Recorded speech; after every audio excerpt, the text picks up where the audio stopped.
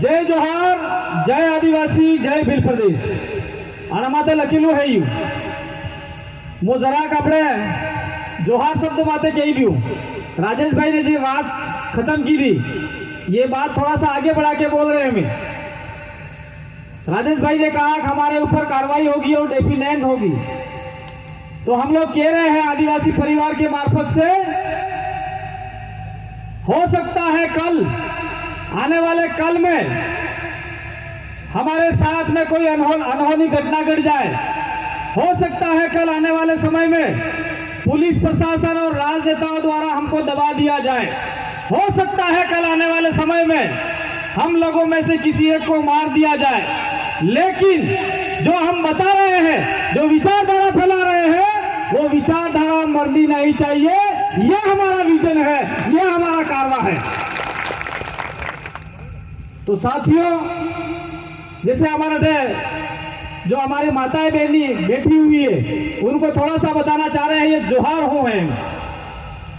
जोहार कटो लाविया, नमो लाविया एम करीने कुछ लोग हमको बताते हैं कि यार ये कहाँ से आया, बाहर से लाए, दूर से लाए। थोड़ा सा मैं इसको बताना चाहूंगा कि अपने पहले गैर में गोदड़ा नहीं, तो किसी जमाने में हमारे पास गोदड़े नहीं हुआ करते थे, गोदड़े नहीं थे। આપણે કને આઈ કને ખાલી લુગડું એક હતું और હાળ વાળો પરાળ હતો, અને આ પરાળ में આપણે હુતા આઈ લુગડું અડધો વાતરી આલતી ને અડધો આપણે સોરણ ઉડાડતી, તો સોરો રાત્રે મૂતરી જાતું या સોરે મૂતરી જાતી, તો આઈ હે ઈ તાર થા પર ઉતારતી, ઉઠ અટે ખા મારે લુગડા પડે કે મૂતરે, તો રોજ રોજ તો ધંધો થાતો, એ દાડ દાડ મૂતરતો રાત્રે, તો પછી ઈ રાત્રે ઉટાડી ને સુલા બાવસી આવે અને પોગે લગાડતો કે તક જોર જોર સુલા બાવસી રાતે રાતે તમે મોતરજો ને દાડે દાડે સોરે મોતરાવજો, એમ કીધું કે નહીં કીધું તમે ભાળો મને? જોર જોર સુલા બાવસી રાતે રાતે તમે મોતરજો ને દાડે દાડે સોરા મોતરાવજો। આ બાવજूद में फिर રાતર વાળા બાવસી ને પોગી લાગતા, વહેલું ઉગી અને બાવસી ને પોગી લાગતા, અણાને કહેતા કે જોર જોર બાવસી। आ जोर जोर है, युद्ध जोहार है, कोई बाहर से की नहीं आवेलू है, हमार समाज नो शब्द है, ईद जोहार बोली रहे जा। हमारे काट में भी हमें हाथ में सोकाले उबा था, आपने पागड़ी पड़े ते वक्त बोला है तो उबो थाई जोहारो है, तो ये जोहार है, जोहारो है, ईद जोहार है। कोई बाहर से नहीं आया है, कोई आसमान से नहीं टपका है, कोई जमीन से नहीं आया है। और जोहार शब्द है ई आपने विरोध करे हैं, पूछवानी जरूरत है कि रामायण किताब में भी तथाकथित राम जी उनके जो पुरखे थे, अपने पुरखे नहीं थे वो राम, वो जब जंगल में जाते हैं तब उनको हमारे निषाद राजा भीद राजा मिलते हैं, भरत जी को मिलते हैं, जो बोलते हैं जोहार जोहार। तो राम से पहले हमारा जो शब्द चला आ रहा है वो जोहार है, कोई नया नहीं है। इसलिए जोहार शब्द का विरोध करने वालों का सत्यानाश होगा, कुदरत सत्यानाश करेगी, ये प्रकृति सत्यानाश करेगी। ये हम लोग यहाँ पे खुला बोल के जा रहे। अब साथियों, ये जो आपका चिंतन शिविर रखा है यहाँ पे, अटे हमें आविया सिटी थे की है 100 किलोमीटर थे की, 100 किलोमीटर से हम लोग आए और यहाँ के आसपास के लोग नहीं आए, तो क्या हम हमारे लिए आए हैं कि आपको जगाने के लिए आए? देखो, ये चिंतन शिविर हो रहा है, वो खाली ये टेंट लगा दिया उससे मतलब नहीं है। चिंतन शिविर का कितना बड़ा खर्चा है मैं थोड़ा सा बताना चाहता हूँ। जितना भी आपने टेंट लगाया, टेंट वाला पैसा लगा कि नहीं लेगा, साउंड वाला पैसा लगा कि नहीं लेगा, वो पानी की टंकी वाला, वो पानी की टंकी वाला पैसा लगा कि नहीं लेगा, जितनी गाड़ियां आई है, कोई बाहर से आया है, वो सारे पैसे लेंगे कि नहीं लेंगे, कि फोकट में आवी क्या? या आपकी जो गाड़ियां चल रही है वो पानी से चल रही है, डीजल से चल रही है? तो ये चिंतन शिविर हो रहा है, ये चिंतन शिविर का कम से कम आप आंकड़ा निकालो, 5 से 6 लाख रुपए में ये चिंतन शिविर होता है। तो इस 5 से 6 लाख में कम से कम हमारे 10,000 लोगों को ये बात समझ में आनी चाहिए थी कि आदिवासी परिवार है क्या, क्या करना चाहते हैं, तो समझ में आता। लेकिन कुछ लोग नहीं आए हैं। जो बात है वो बात हम चाहते हैं कि हवाओं के मार्फत से जाए रात्रि खाटला माते उतावे ने फर फड़े ने कान में फेंक के ये ऊट आदिवासी जाग तारा आज रात्रि एम थायवान है। ये हम लोग कहना चाहते हैं कुदरत से कि जना हवा और आदिवासी को जगाना कि आपका समय आ चुका है। सोता जुगनी सेलीवारी जो कालिए तुम्हारो राज अमरानो है तो आपका राज लेना है। ये सारी बातें इस चिंतन शिविर के मार्फत से हम लोग आपको बता के जाने वाले हैं। अब दूसरी बात मेरे को ये बताओ, भवर जी और हमारे पूर्व वक्ताओं ने जो बता दिया, सोलंबर में सोनारा भील का राज था, उसके बाद में सोलंबर के ऊपर सोनार माता का मंदिर है। उस सोनार माता के मंदिर में आदिवासियों का झंडा लगना चाहिए या भगवा लगना चाहिए, ये बताओ मेरे को आप लोग।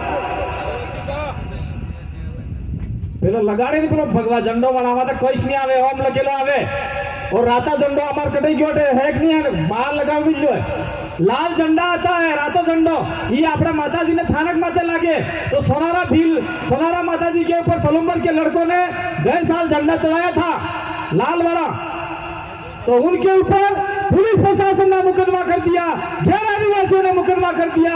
तो क्या हमारे ये जो हमारे झंडे हैं, हमारी संस्कृति है, उसका लोग विरोध कर रहे हैं कि नहीं कर रहे हैं? और हम लोग हैं वो उनका ही साथ दे रहे हैं, तो हमारे झंडे का अपमान हुआ। तो मैं तो ये कह के जाना चाह रहा हूं यहाँ से कि आने वाले समय में सोनारा माता मंदिर के ऊपर नवरात्रि हो या कोई भी दिन फिक्स करो, बहुत बड़ा लाल झंडा लेके पूरा इलाका सोनारा माता पे चढ़ना चाहिए और आदिवासी का झंडा लगना चाहिए। ये मैं आप लोगों को आह्वान करके जाना चाह रहा हूं। ताली बजा रहा काम नहीं सालेगा, वोटे जाना पड़ेगा, नहीं पेलो भगवसड़ाई में जो उतारना पड़ेगा। हमारे जितने भी ये भगत बेटे हैं वो आपकी भक्ति का अलग मार्ग है, ये आदिवासी झंडे का अलग मार्ग है, अपना अपना सबका सिस्टम है, कोई गणित है, कोई विज्ञान है, कोई क्या है। ये सारी बातें आपको समझने में थोड़ा समय लगेगा क्योंकि इस इलाके में ये पहली बार चिंतन शिविर हो रहा है और आपकी बेहद मांग के ऊपर हमने ये चिंतन शिविर यहाँ पे दिया था। हम चाहते थे कि गावड़ा पाल वाले भी आए, लेकिन गावड़ा पाल वाले में एक और जनजाति सुरक्षा मंच का एक कार्यक्रम चालू कर दिया और वो कहते हैं डिलिस्टिंग होना चाहिए। डिलिस्टिंग का मतलब ये है कि जो आदिवासी हैं और आदिवासी कहीं न कहीं उसके अंदर गए हैं, ईसाई बने हुए हैं, उनको आउट करो। वो तुम्हारी इच्छा है भाई, आउट करो नहीं करो, लेकिन संविधान में ये लिखा है कि आदिवासी का स्पेशल धर्म है, आदिवासी का धर्म कॉलम अलग है। और हमारा धर्म कॉलम मांगीलाल जी आए हुए हैं, वो सारे दस्तावेज लेके आपको बताएंगे। हमारा कुछ लोग आपके ईसाई बने हुए हैं, किधर बने हैं बांसवाड़ा के अंदर, कुछ लोग हमारे पूरे जो आदिवासी इलाका है भील प्रदेश बोलते हैं उसके अंदर, कुछ लोग जैन बने हुए हैं, कुछ लोग मुसलमान बने हुए हैं और आधे लोग हिंदू बने हुए हैं। तो आदिवासी तो कोई रहा ही नहीं है, घटे आदिवासी बताओ। मान लीजिए हमने आंदोलन चालू कर दिया आने वाले समय के लिए कि हमारे आदिवासी इलाके में हम 60 लाख लोग आदिवासी रहते, 60 लाख लोग, और 60 लाख लोग में से फिर मान लो आंदोलन बड़ा हुआ, ऐसे 60 लाख लोग बिठाए और बाहर से कोई टीम आई, दिल्ली से आई, यूएनए से आई, राजस्थान जयपुर से आई और आपको उंगली खड़ा करवाया कि आप में से ईसाई कितने हैं। तो कुछ लोग हैं हमारे 1 लाख लोग तो ईसाई का उंगली खड़ा कर देंगे, फिर बोलेंगे कि आप में से हिंदू कितने हैं, 60 लाख में से लगभग 50 लाख उंगली खड़ी कर देंगे। तो बचे कितने पीछे, 2 वो चले गए ना, 50 वो चले गए। फिर लास्ट में बोलेंगे इसमें से आदिवासी कितने हैं, बड़ी मुश्किल से 1 लाख लोग उंगली खड़ी करेंगे, कटला खाली 1 लाख लोग, और 1 लाख उंगली खड़ी करेंगे तो मात्र 1 लाख लोग आदिवासी इलाके में रहेंगे। तो आदिवासी इलाके में 1 लाख लोग रहेंगे तो 5वीं अनुसूची को ये लोग खत्म कर देंगे और आदिवासियों के जंगल जमीन का अधिकार खत्म कर देंगे और आदिवासियों का जो आरक्षण मिला हुआ है वो खत्म कर देंगे। ये सारा षड्यंत्र चल रहा है, ये आपको जानना होगा, समझना होगा, नहीं तो आने वाले समय में हमारे समाज का बहुत बड़ा नुकसान हो जाएगा। इसीलिए हम लोग पढ़े लिखे होकर डबल एमए पीजीडीसीए बीएड होकर आपको जगाने के लिए निकल चुके हैं। नौकरी करते तो मेरा परिवार है खाली एक ही सफल होता, लेकिन हम चाहते हैं कि हमारी आने वाली पीढ़ी, हमारे तमाम समाज के बच्चे अधिकतम। ये जो आपका एक पॉइंट दे रखा है रूढ़िगत ग्राम सभा, रूढ़िगत ग्राम सभा का मतलब होता है गांव के अंदर हमारे गड्ढे कमेटी सारे लोग बैठते हैं और जो फैसला लेते हैं वो फैसला सबको मानना होता है और आपका उसका एक लेटर पैड बनता है। रूढ़िगत ग्राम सभा का मतलब ये होता है कि आपने जो फैसला लिया वो फैसला जिला कलेक्टर को भी मानना है, पुलिस प्रशासन को भी मानना है, आगे वाले मुख्यमंत्री को भी मानना है और सुप्रीम कोर्ट को भी मानना है। क्योंकि वेदांता जजमेंट में साफ लिखा है, न विधानसभा न लोकसभा, सबसे ऊंची ग्राम सभा। तो आपकी जो ग्राम सभा है वो एक एमपी से बड़ी है और एक एमएलए से बड़ी है। वो पावर आपके पास है, वो हम आपको बताने के लिए आए हैं। अक्सर होता क्या है, गांव में दो आदमी की लड़ाई हो गई, किसी खेत के लिए हमारे दो भाइयों की लड़ाई हो गई, एक भाई ने मुकदमा कर दिया, दूसरे भाई ने और मुकदमा कर दिया, 10 उसके नाम डाल दिए, 10 उसके नाम डाल दिए, 20 नाम डाल दिए। पुलिस वाला बोलता है कि भाई सबके नाम मोहल्ला का नाम काढ़ी दूंगा पर मैंने 10,000 रुपया लो। वो हमारे से दोनों पार्टियों से 20-20 हजार रुपये खा जाता है और 5-5 नाम आगे देता है। 5 साल बाद हम पेशिया करते हैं, वकील खाते हैं, पुलिस वाले खाते हैं और लास्ट में मजिस्ट्रेट कहता है कि ये फैसला आपके जाति समाज में जाके करके आ जाओ और वहां से कागज लेके आ जाओ, मैं फैसला आपको दे दूंगा। तो वो जो हमारे गड्ढे कमेटी करते हैं, जो ग्राम सभा होती है, वो पावर आपके पास में है। ये पावर आपको जानना होगा। मैं आपको थोड़ा सा और बताना चाह रहा हूँ। डूंगरपुर में हमारे राजकुमार जी 84 एमएलए बैठे हुए हैं। उस विधानसभा के अंदर एक गांव था, उस गांव में गवर्नमेंट सरकार, बीजेपी सरकार थी। वो सरकार उस आदिवासियों के जमीन पे आईटीआई कॉलेज खोलना चाहती थी। तमें समझो, आदिवासियों की जमीन पे सरकार आईटीआई कॉलेज खोलना चाहती थी और गांव वाला मन कर रात अब कि भाई इसमें तो हमारे उतरने दाए डोट खिला और हमारा यहाँ पे बहुत सारा कार्यक्रम होता है, इसलिए ये जमीन हमको सरकार को नहीं देनी है। फिर रातों रात हमने ग्राम सभा का निर्माण किया, ग्राम सभा में प्रस्ताव लिया, सुप्रीम कोर्ट के आदेशों का हवाला दिया और कलेक्टर साहब के पास गए और कलेक्टर को कहा ये जमीन हम आपको नहीं दे सकते, ग्राम सभा ने प्रस्ताव लिया है और इस प्रस्ताव के विरोध में आप जाओगे तो हम भी आपके विरोध में कोर्ट में जाएंगे और कोर्ट ऑफ कंटेम्प्ट आपके ऊपर लगाएंगे। तो कलेक्टर ने कहा जमीन तो सरकारी है, आप कभी बोलते हैं ये सरकारी जमीन है, सरकारी जमीन नहीं है। आदिवासी इलाके में 1 इंच जमीन सरकार की नहीं है, गैर आदिवासी की नहीं है, यह आपका 5वीं अनुसूची का संविधान बोलता है। तो कलेक्टर साहब ने हमारा भिड़ंत हो गया। फिर हमने कहा तुम्हारा जो करना करो, हम कोई आपको निवेदन करने नहीं आए हैं या फिर आपको आपसे हाथ जोड़ने नहीं आए हैं, ये ग्राम सभा का ऑर्डर देने आए हैं। आपको ऑर्डर मानना हो तो मानना, नहीं मानो तो आपकी मर्जी, कोर्ट में मिलेंगे। फिर कलेक्टर ने उसके विधि विभाग को बुला के कहा कि यार ये लोग बता के गए सही है गलत है। तो विधि विभाग वाले बोला यार ग्राम सभा का पावर तो सबसे ऊपर है, अगर आप भी इसके विरोध में जाओगे तो हो सकता है कि आपको भी हाईकोर्ट जाके पेशिया करनी पड़ेगी। और कलेक्टर ने रातों रात दूसरी जगह चिन्हित किया और वो जगह हमने बताई थी। कौन सी जगह बताई थी? आदिवासियों की जमीन पे नहीं बनेगा, ये जमीन पे जो बनेगा वो पटेलों की जमीन होगी, ब्राह्मणों की जमीन होगी, राजपूतों की जमीन होगी।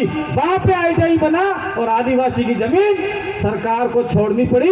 यह ग्राम सभा का पावर हम आपको लोगों को देना चाहते हैं। क्या इसके लिए आप लोग तैयार हो? वो आपको जानना समझना है, नहीं समझे तो नुकसान आपका ही होगा। अब दूसरी बात हम लोग कह रहे हैं, इस इलाके में हमारी लड़ाई है आरक्षण की, हमारी लड़ाई है संस्कृति की, हमारी लड़ाई है बोली भाषा की। मैं थोड़ा सा हिंदी में इसलिए बोल रहा हूं भाई कि आपके अटे वटे खरे, आप लोगों की भाषा बिगड़ गई है। आप मेवाड़ के करीब रहे, मेवल के करीब रहे, जिसकी वजह से आपकी भाषा में, बोली में मेवाड़ी शब्द ज्यादा है और मेवाड़ी हमको थोड़ी कम आती है, इसीलिए मैं हिंदी में ही बोल रहा हूं। तो मैं कहना चाह रहा था कि हम लोग आरक्षण की बात करते हैं। आज हमारे लड़के अधिकतम पढ़ लिख गए, बीएड कर गए, एसटीसी कर गए और नौकरियों के लिए सरकार नौकरियां हमको नहीं देना चाहती।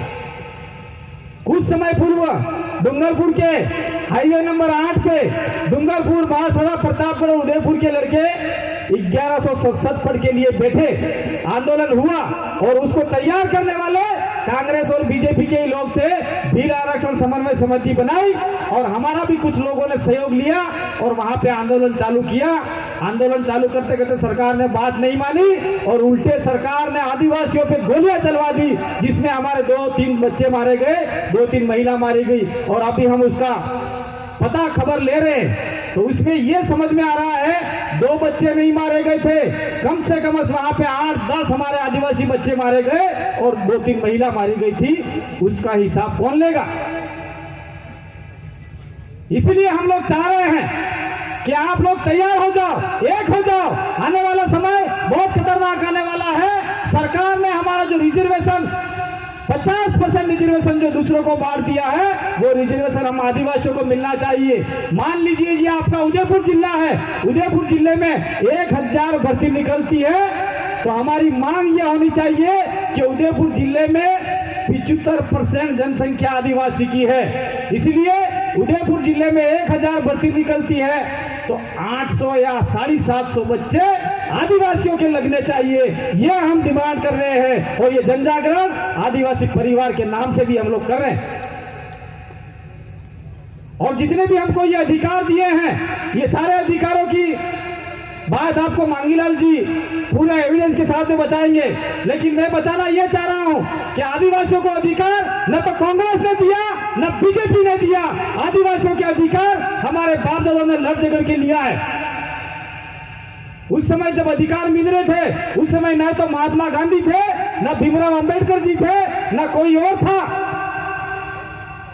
हमारे बाप दादाओं ने लड़ झगड़ के जो अधिकार लिए हैं और आज हमारे साले नालायक नपुंसक गांडू नेता सारा आरक्षण बेच के खा रहे हैं। इनके विरोध में हमको काम, हमारे विरोध में काम कर रहे हैं ये लोग। इसलिए हमको गांव में ये लोग आते हैं तो कह देना चाहिए जब तोरे भाई तारे घेर पास हो, पहले हमारे आदिवासियों का ये अधिकार है वो दिला, नहीं तो गांव में आना मत। और हमारे लोगों को बीच में 70 साल से मूर्ख बना रहे हैं, गांडू बना रहे हैं ये लोग। ये आधे लोग बैठे, उनको कहते हैं चुनाव के समय में कि मैं तो कांग्रेसी हूं, कांग्रेस हमारी आई है, मैं बीजेपी हूं, बीजेपी मेरा बाप है। कोई कांग्रेस औरत है, बीजेपी कोई आदमी है? फिर भी हमारे लोगों को लड़वा दिया और हमारे लोग लड़ते आए और उनके लोग कांग्रेस बीजेपी के बड़े बड़े नेता लोग, कांग्रेस वाला का तो लड़का, बीजेपी वालों की लड़की, उनकी शादियां हो रही है और आप लोगों को मरवाया जा रहा है। आप लोग भी आपस में मर रहे हो, ना हमारे तो कांग्रेस हमारा बीजेपी, और वो दोनों आपने आपने सामने रेवल बड़े हैं भाई। और इससे बड़ी बात मैं आपको बताना चाह रहा हूं, हमारे डूंगरपुर में चुनाव हुआ पंचायती राज का, उसमें निर्दलीय आदिवासी परिवार से, निर्दलीय हो किसी पार्टी से नहीं, आदिवासी परिवार से जिला परिषद में 13 लोग जीत के आए, बीजेपी के 8 लोग जीत के आए, कांग्रेस के 6 लोग जीत के आए। तो जिला परिषद किसका बनना चाहिए था? जिसकी ज्यादा है उसका बनना चाहिए, कम वाले का। તમે बताओ તમારા માટે શું થાય? कम वालों बने, खुदे वालों बने। तो कांग्रेस के 6, बीजेपी के 8 और निर्दलीय आदिवासियों के 13, तो 13 वाला जिला प्रमुख बनना चाहिए था। लेकिन वो रात में कांग्रेस और बीजेपी दोनों एक खाट पे सो गए और वहां दोनों मिलके उन्होंने जिला प्रमुख बीजेपी का वर्णशंकर बना दिया, वर्णशंकर जिला प्रमुख बना दिया। ने आपने कहा ना हमारे कांग्रेस ने आए ने बीजेपी बाप, तो इस कमर कसना है। ये हम लोग यहाँ पे कोई राजनीतिक भाषण देने के लिए नहीं आते, लेकिन हमको जो मूर्ख बना रहे हैं, जो गांडू बना रहे हैं, उन लोगों के प्रति हमको भी सावधान हो जाना चाहिए। दूसरी बात, हम लोग ये जो एक शब्द लिखा है बिल प्रदेश, बाबर जी ने सारी बात बता दी, लेकिन हम लोग बिल प्रदेश क्यों बोल रहे हैं? इसीलिए बिल प्रदेश बोल रहे हैं, ये राजस्थान के 5-6 जिले हैं, मध्य प्रदेश के 5-6 जिले हैं, गुजरात के 7-8 जिले हैं, महाराष्ट्र के कुछ और जिले हैं, जिसमें 99 विधानसभा प्योर आदिवासियों के लिए रिजर्व है, आरक्षित है। 99 एमएलए बन सकते हैं इस इलाके से और 13 सांसद बन सकते हैं इस इलाके से। और जिस दिन हमारा बिल प्रदेश बन जाता है उस दिन आपका आदिवासी मुख्यमंत्री बनेगा, आपके मिनिस्टर बनेंगे, और जो जिसको पुलिस वाले को, जिस कलेक्टर को, जिस एसडीएम को जहां लगाना है वो पावर आपके हाथ में होगा। इसलिए हम लोग ये बिल प्रदेश का नाम आपके लिए लेके आए हैं। और सलूम्बर वाले ऐसा समझते हैं कि नहीं हम तो मेणा है, मीना भी नहीं, मेणा। प्रतापगढ़ वाले मांगीलाल जी भाई बताएंगे ये। तो अगर सलूम्बर वाले छूट गए, हमारे साथ में नहीं रहे, तो सलूम्बर के जो मुछे वाले लोग हैं वो दिन रात आपको मारते हैं बस स्टैंड के ऊपर। हमारे लोग चुपचाप उसका तमाशा देखते हैं। इसलिए हम लोग चाहते हैं कि सलूम्बर का इलाका, उदयपुर का इलाका, डूंगरपुर बांसवाड़ा का इलाका बिल प्रदेश स्टेट में जाए और आपकी ताकत बने और आपको मजबूत बनाना चाहते हैं। हो सकता है वो बिल प्रदेश देखने के लिए हम जिंदा नहीं बचे, लेकिन हमारे बच्चे उस बिल प्रदेश में, बिल प्रदेश का असली वारिस बने, ये हम सपना देख रहे हैं। और हमको जयपुर नहीं जाना पड़ेगा, बार बार जयपुर नहीं जाना पड़ेगा। बिल प्रदेश बनता है तो हमारी राजधानी आसपास ही कहीं रहेगी। ये हमारा एक सपना है, ये हमारा विजन है। आदिवासी परिवार बिना विजन के नहीं चलता। आदिवासी परिवार के 4 स्तंभ है, 4 पाए हैं। आपने खाटला न 4 पाजा हुए हैं। थोड़ा सा मैं इसको बता के अपनी बात बंद करूंगा, क्योंकि हमको यहाँ से संतरामपुर जाना है। वहां 5000 लोग बैठे हुए हमारे इंतजार में, 5000 लोग। राजकुमार जी दोनों, बाकी के सारे वक्ता बताएंगे। ये जो हमारा आदिवासी परिवार है वो हम लोगों ने 2013-14 के अंदर एक पूरे देश में भ्रमण करने के बाद में देखा कि आदिवासियों में बहुत सारे संगठन हैं। जितने संगठन होंगे उतने आदिवासियों के टुकड़े होंगे। इसलिए आदिवासी परिवार नाम दिया जाए, कोई संगठन नहीं होगा, ये एक विचारधारा होगी। और विचारधारा में सारे मंच पे नहीं बैठेंगे, सिर्फ संचालन करने वाले ही बैठे हुए, कोई दिक्कत वाली बात नहीं है। कोई भी आदमी यहाँ का अध्यक्ष नहीं होगा, कोई महासचिव नहीं होगा, कोई माला नहीं पहनेगा। तो आज यहाँ किसने माला पहनी है आपके हाथों से? माला पहनी ऐसा सीना चौड़ा कर देते, काम तो कुछ करते नहीं है। माला पहनाओ, जयकारे लगाओ, वो हमारा मामला खत्म करना है। इसलिए आदिवासी परिवार बिन सांगठनिक है, ये संगठन नहीं है, एक विचारधारा है। और वो विचारधारा आदिवासियों के हक और अधिकार के लिए लड़ने वाली विचारधारा है। और आदिवासियों को जो आपके संविधान में जो अधिकार दे रखे हैं उसको प्राप्त करने के लिए, उसको छीनने के लिए एक विचारधारा आप में पैदा करेंगे। ये हमने सोच के आदिवासी परिवार का पहला बिंदु रखा। ये संगठन नहीं होगा। जो भी संगठन के पदाधिकारी किसी भी संगठन में हो, इस जाजम के नीचे आके बैठेंगे और यहाँ पे बात सुनेंगे, समझेंगे। अगर वो बोलने लायक हुआ तो मंच पे इसको मौका देंगे, और वहां पे आकर अगर उसने कोई उल्टा सीधा बोल दिया तो माइक भी ले लेंगे। ये हमारा एक स्तंभ रखा है आदिवासी परिवार का। दूसरा स्तंभ रखा था, ये बिन राजनीतिक है। यहाँ पे किसी राजनीतिक पार्टी की प्रशंसा नहीं होगी। कांग्रेस और बीजेपी और विभिन्न पार्टियों के नाम जो लिए हैं वो इस मंच से उस पार्टियों का समर्थन नहीं करता। वो पार्टियों में जो हमारे आदिवासियों के विरोध में जो काम हुए हैं उस काम का गुणगान, उस काम का कुकृत्य आपको बताया जाएगा। जितने भी हमारे राजनीतिक पार्टियां हैं वो सारे हमारे लोगों को टुकड़े करने का काम करती है। बीजेपी वाले ले जाते हैं, कांग्रेस वाले ले जाते हैं, वो ले जाते हैं, लेकिन इस जाजम के नीचे बीजेपी का हो तो भी आओ, कांग्रेस का हो तो भी आओ, नई का, झुनकी का, सारा जो भी है वो आके सुनो, समझो और आदिवासी अधिकार के लिए एक हो जाओ। ये दूसरा हमारा बिंदु था। तीसरा बिंदु इस आदिवासी परिवार में है, आदिवासी परिवार बिन धार्मिक है। ये जो हम लोग बैठे हैं, ना तो हम हिंदू हैं, ना हम ईसाई हैं, ना हम मुसलमान हैं, ना हम जैन हैं, ना हम सिख हैं, हम आदिवासी हैं, इस देश के मूल मालिक हैं। यह आपको बताने के लिए हमने चौथा पॉइंट आदिवासी परिवार का रखा है, मोटे मोटे तौर पे बता रहा हूं। और तीसरा बिंदु हमने रखा है बॉर्डरलेस आदिवासी परिवार। जैसे हम लोग डूंगरपुर से आके सलूम्बर में बोल रहे हैं, सलूम्बर वाले प्रतापगढ़ में बोल सकते हैं, प्रतापगढ़ वाले उदयपुर में बोल सकते हैं, और उदयपुर से जाके हम लोग मध्य प्रदेश, गुजरात, राजस्थान, पूरे देश में कहीं पे भी जाके बोल सकते हैं। पहले क्या हुआ करता था, यो तो बड़ा गाम नो है, हमारे गांव में तारवाई नहीं साले जा, तेरी नहीं चलेगी, हमारे गांव का रिवाज चलेगा। ये हमारे लोग करते थे। कोई दूसरे गांव का आदमी गांव में आके बात करता था तो उसकी पिटाई होती थी। लेकिन ये हमने छोड़ दिया कि आदिवासी परिवार में जो जन्म लेगा वो कहीं पे भी जाके विचारधारा के आधार पे बात कर सकता है। और उसके हमने 2 बिंदु रखे। वैचारिक शुद्धिकरण, जो हमारे दिमाग में एक प्रकार का कचरा घुस गया है, जो गैर आदिवासियों की परंपरा हमने जिंदा हमारे शरीर में उतार ली है, उसको खत्म करके आदिवासी परंपरा को हमारे जीवन में वापस उतारने का हमने लिखा। ये आदिवासी परिवार में 2 बिंदु रखे।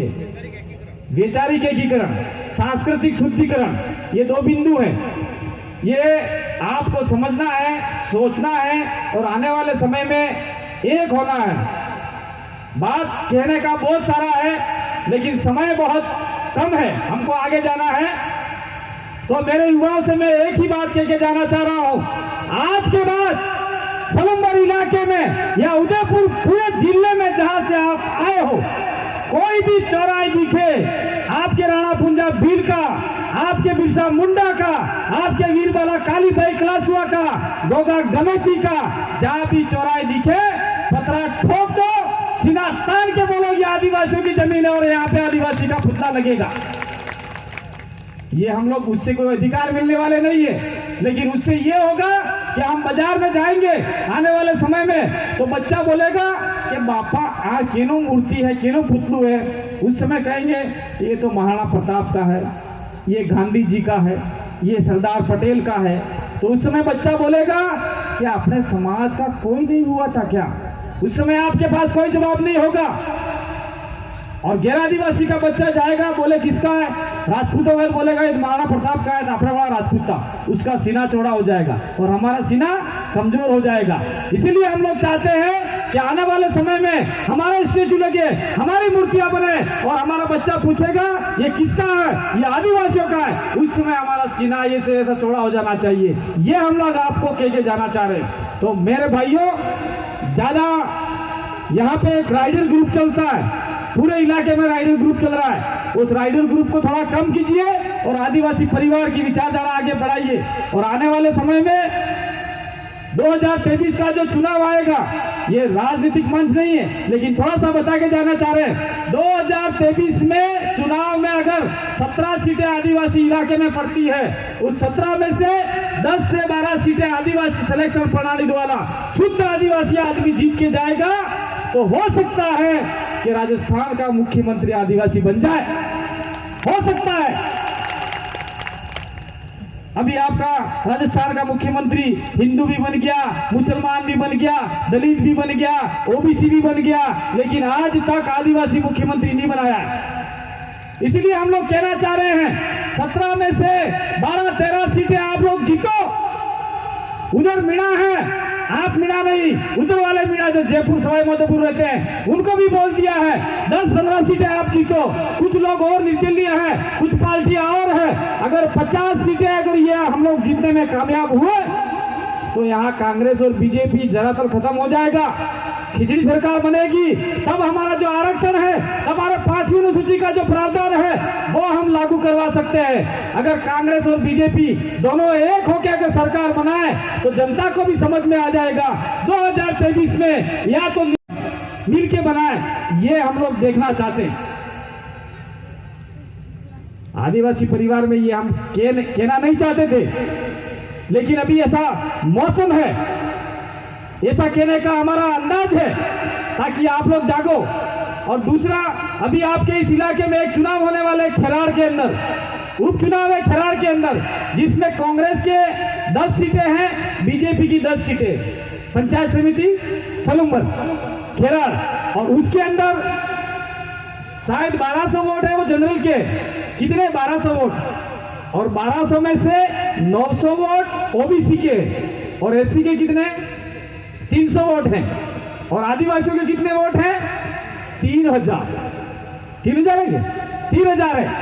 और ये 3000 वोट एक मुश्त चुनाव में अगर वोट कर देवे वधार न्यायालय तो भी 2000-2500 वोट डाल दी तो आपका यहाँ का जो अभी प्रधान बना हुआ है सलूम्बर का, वो प्रधान गिर जाएगा और आपके पैरों में आके बोलेगा आप जो कहोगे वो करेंगे। तो हो सकता है कि आपके हड़पम लग जाए, आपके रोड बन जाए, आपके मकान बन जाए, हमारे अधिकारों के लिए वो जयपुर में आवाज उठाए। और ये बंदा खड़ा हुआ है निर्दलीय के तौर पे, आदिवासी परंपरा के अनुसार खड़ा हुआ है। अगर ये जीत गया तो हो सकता है कि हमारे पास आएंगे, बोलेंगे हमको प्रधान बना दो, तो हमारे आदमी को प्रधान भी हम लोग बना सकते हैं।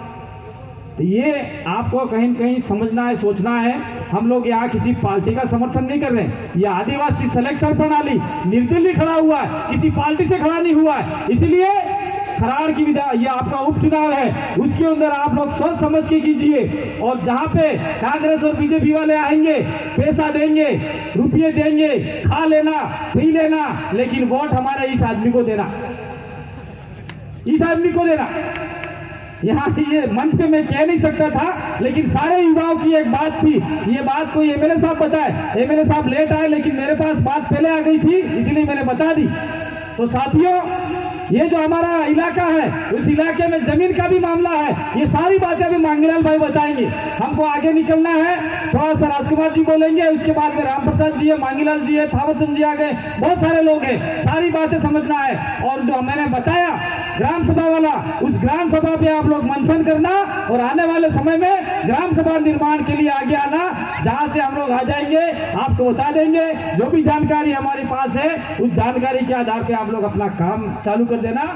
और अंत में इस मंच के मार्फत से एक ही बात कह के जाना चाह रहा हूं, हमने पूरा जीवन आदिवासी समुदाय के नाम लगा दिया है, तो हम नहीं कह रहे हैं कि आप पूरा जीवन लगा दो,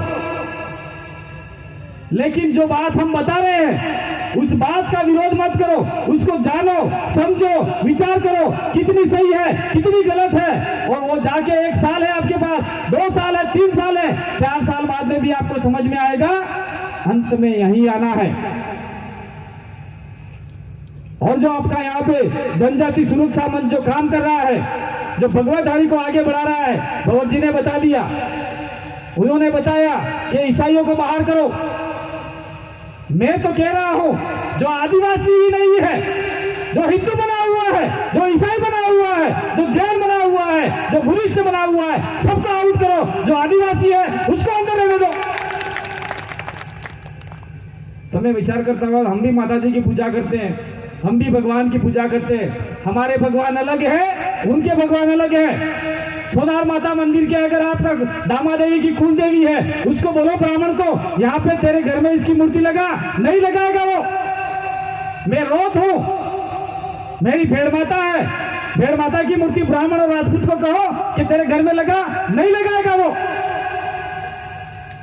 और कहते हैं कि हम सब एक हैं, और हमारी जब पिटाई करनी होती है जब कहते हैं ये तो आदिवासी है, और आप लोगों को पता नहीं होगा, आप लोगों को कहते हैं रानी जाजो मिनी जाजो भाई ही। क्या बोलते हैं? रानी जाइयो मिनी जाओ भाई ही। तो मिनी जाइयो कटे हो आवियो, रानी जाइयो कटे हो आवियो।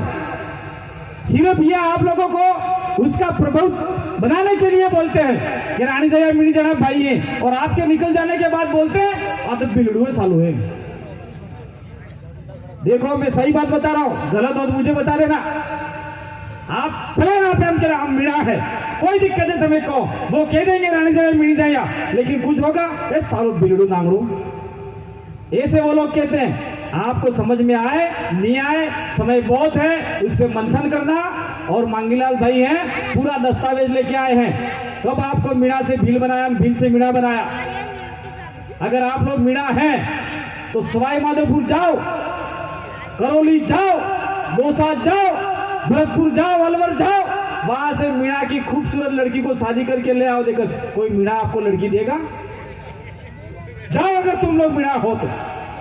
वहां कह देंगे ना यहाँ तो इसको नहीं देंगे, तो भीले सालेंगे और ऊपर से आपकी बच्ची ले जाएंगे।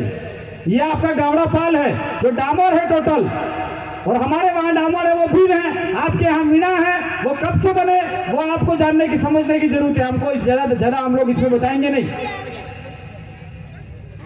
और दूसरा, इस इलाके में खराड़ी भी ज्यादा है, और उदयपुर जिला है वो उदा खराड़ी ने बचाया था। भील उदा खराड़ी पिछोला झील है, उस झील में पहले लाखा बंजारा में झील बनवाई यूं कह रहे, लेकिन आज भी दस्तावेज है पिछोला झील पछोला गांव था, वहां पे उदा खराड़ी का वंशज था, लेकिन उनको वहां से हटा दिया और आज उदा खराड़ी का नाम खत्म हो गया है। तो यहाँ पे खरबर पाल है और बहुत सारी पाल है जो खराड़ियों की। तो क्या उदयपुर के अंदर जब आपका यहाँ पे गोगा गमेती की मूर्ति लगेगी तो उदयपुर के अंदर उदा भील खराड़ी की मूर्ति सबसे बड़ी लगनी चाहिए कि नहीं लगनी चाहिए? तो वो कौन लगाएगा? आसमान से हमारे जो पहले गए कहीं मर गए वो आके लगाएंगे भूत बन के, या अपने समाधि फेंकी आना खराड़ी पासा काढ़ा उठो मूर्ति लगानी है? उनको उठाना है जो खाट में सोए हुए हैं, चीर निंद्रा में है, उनको उठाना है और कहना है कि उदयपुर के अंदर मूर्ति लगानी है। मुकदमे हो जाए तो हो जाए, केस हो जाए तो हो जाए, हमारा जमीन है, हमारे पुरखे की मूर्ति लगेगी। अगर हमारी नहीं लगी तो तुम्हारे किसी की नहीं लगेगी, किसी की नहीं लगेगी। ये अगर आप ताकत में रहे तो सब काम हो सकते हैं। और दूसरा, आपको किसी से डरने की जरूरत नहीं है, घबराने की जरूरत नहीं है। अपना कारवा बहुत बड़ा हो चुका है और सलूम्बर में किसी के साथ में कुछ होगा तो आप आह्वान करना, निश्चित रूप से पूरा भील प्रदेश आपके समर्थन में खड़ा रहेगा, पूरा भील प्रदेश। એટલે ડુંગરપુર पास वाला एक लो नहीं, महाराष्ट्र, मध्य प्रदेश, गुजरात, आपने कारवा देखा नहीं है। अगर यही चिंतन शिविर डूंगरपुर में होता, यही चिंतन शिविर खेरवाड़ा में होता, यही चिंतन शिविर प्रतापगढ़ में होता, यही चिंतन शिविर बांसवाड़ा में होता तो आपका टेंट तो यहाँ एक पैर रखे इतनी जगह नहीं मिलती और आसपास और भर जाते। इतने लोग उमड़ के आते हैं, लेकिन यहाँ इलाका नया है इसीलिए लोग कम आए हैं। इससे हमें कोई गिला शिकवा नहीं है, कम आए ज्यादा है, हमारे भीड़ नहीं चाहिए, जानकार लोग बनाने हैं। जितने भी आए जानकारी से लैस हो जाओ और आगे काम करो। आप जितने भी आए हो, आने वाले समय में आज 500 बैठे हैं, 1000 बैठे हैं, तो आने वाले समय में 2000 पैदा करो, 3000 पैदा करो, 20,000 पैदा करो। और हो सकता है अगर हमारा कारवा आगे बढ़ा तो आदिवासी परिवार तो अनवरत चलता रहेगा, लेकिन 2023 में आप में से कोई आदमी विधानसभा में जाके बोलेगा, आप में से कांग्रेस बीजेपी वाले तेल लेवा सुला में हमारा कोई जुबानों नहीं, कांग्रेस बीजेपी वाले नहीं, आप में से कोई आदमी जाएगा विधानसभा में और टेबल में जाके बोलेगा कि आदिवासियों के 5वीं अनुसूची का अधिकार लागू करो, यहाँ पे गोगा गमेती की मूर्ति लगाओ, आदिवासियों पे अत्याचार बंद करो। ये सारे काम हो सकते हैं। आप लोग तैयार हो जाओ। अगर आपका एमएलए बने ना बने, लेकिन एक वादा हम लोग जरूर करके जाना चाहते हैं, अगर आदिवासी परिवार के साथ में आप लोग रहे, विचारधारा आगे बढ़ाने में कामयाब हुए, तो निश्चित रूप से हम लोग को जो रिजर्वेशन की डिमांड कर रहे हैं, अगर जनसंख्या के अनुपात में भी आरक्षण हो जाए तो हमारे एक घर में से एक सरकारी कर्मचारी जरूर बनेगा, एक सरकारी कर्मचारी जरूर बनेगा। और एक जना बन गया तो पूरे परिवार को व्यवस्थित करेगा। इसी आशा विश्वास के साथ में मैं अपनी वाणी को यहाँ बंद करते हैं, इस मंच से बोलना बंद करते हैं। लेकिन ये कह के जाना चाह रहे हैं, जब तक हमारे शरीर में आदिवासी का खून जागता रहेगा, दौड़ता रहेगा, तब तक आपके लिए लड़ते रहेंगे, आपके लिए बोलते रहेंगे। इस मंच से बोलना बंद करते हैं। धन्यवाद, जोहार, जय आदिवासी, जय भील प्रदेश। एक नारा लगा देते हैं, एक तीर एक कमान। आवाज तटे हलोपुर जाते रहવું જોઈએ, પેલા મોસી તાણી અને મોસીની થઈ જવી જોઈએ। एक तीर एक कमान, जय जोहार का नारा है। बहुत बहुत धन्यवाद, आभार। और युवा साथियों, आने वाले